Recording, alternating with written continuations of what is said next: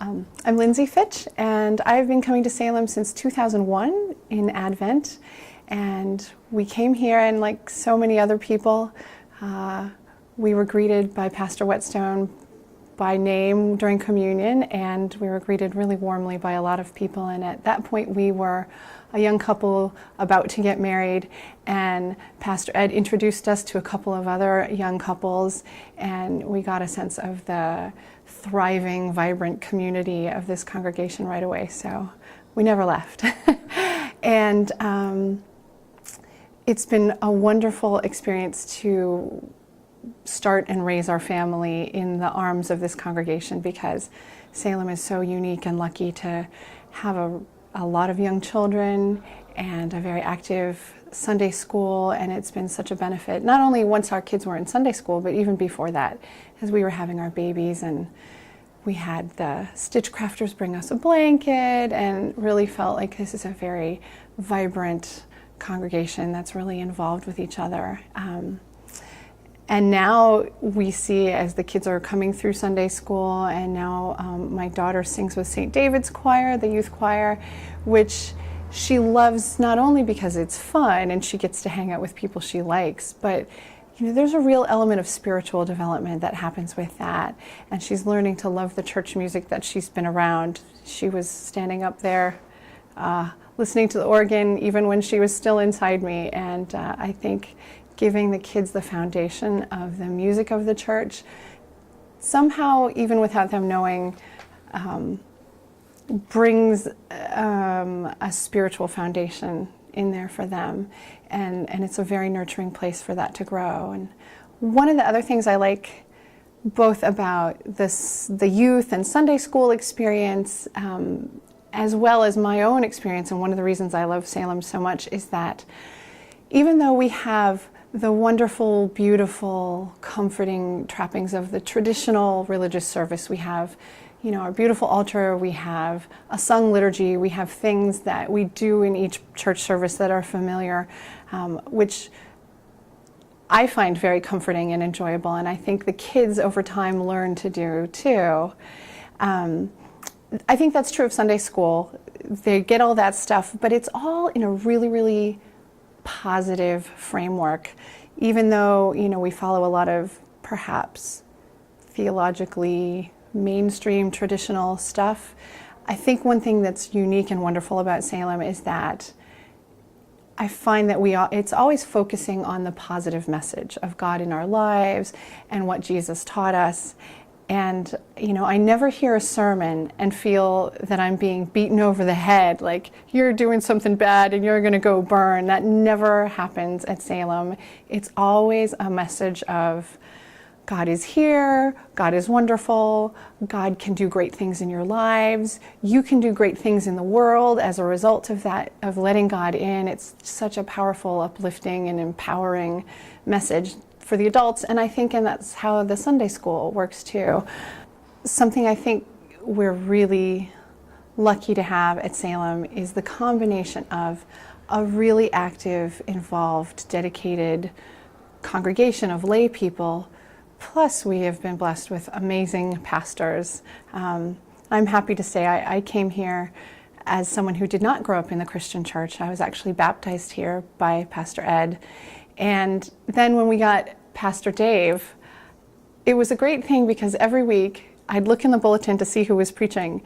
And if it was Pastor Ed, I'd say, oh, awesome, I love his sermons. But it turns out, if it was Pastor Dave, I'd say, oh, great, I love his sermons. And now the same thing happens. If Pastor Dave's preaching, I say, oh, great, I love his sermons. But if Pastor Tim is preaching, I'm equally excited. I'm like, oh, great, he always has something cool and new that I really like. So we're really, really fortunate that way. And I think that the positive message, which I think is so appealing and keeps us really active and vibrant, is to some degree thanks to them and the way they focus. We are, as a family now, almost active with music.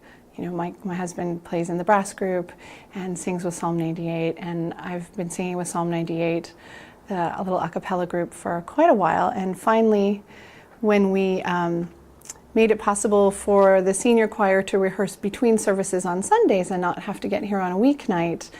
That really made it much more possible, and I've really enjoyed being with the choir. And it's really fun to watch the choir grow in terms of musical ability and quality and stuff. It's really come a long way in the decade that I've been here, I think. And we enjoy listening to the bells, and I think the congregation enjoys the music a lot, and that's nice, because some churches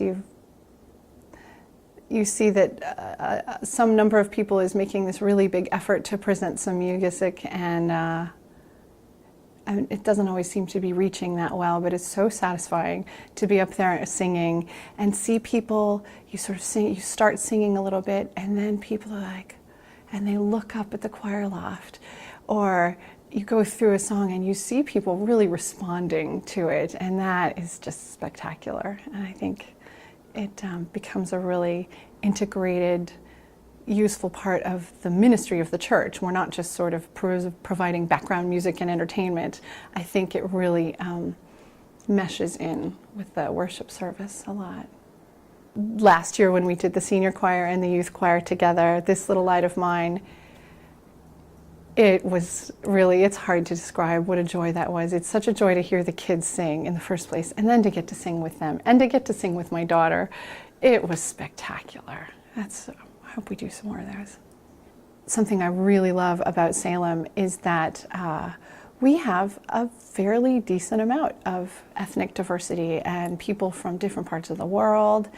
And I love that my kids are really good friends with the family that we helped to bring from Africa.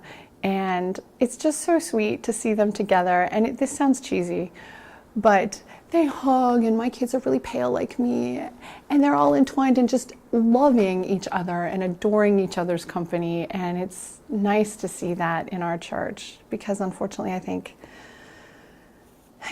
despite decades of work, our neighborhoods and our places of worship aren't always like that. So I think that's wonderful for the kids. We had them over one day, and Matthew came down with he was sick, and they're all sitting around eating pizza. And I'm going, why isn't Iola eating her pizza? So I feel her, I'm like, oh, you have a fever, that's why. So did Matthew. So I put him on the couch, and it was so sweet. They're both laying on two ends of our little tiny couch, under their blankets with their fevers. I put on a little cartoon for them to watch, and it was just so cute, because they look, they're opposite ends of the color spectrum, and yet they were so happy to just be together on the couch, not feeling good, but I think each other's presence made them feel better. And they actually, it's real sweet. Those the older girls are so good with our younger kids. That's a nice thing too. For the kids here who come to Sunday school and have been here for a while, they really have this extended family of different ages. And my kids have kids that they really know that are different ages, older and younger, and I think that's really beneficial. They understand sort of what's going on for the older and younger kids. And for the most part, the older kids have a good sense of kind of taking care of the little ones a little bit. Our children's sermons are great. They're really participatory. I love how Don Schwartz makes them a real kind of off the cuff. They always involve some everyday object or everyday situation, and it really, you just see the kids get drawn right in.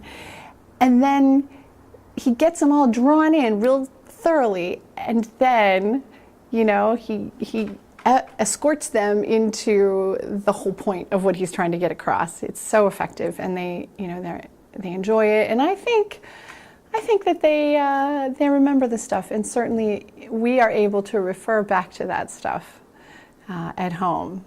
It's like real life examples that help us try to keep our kids in line.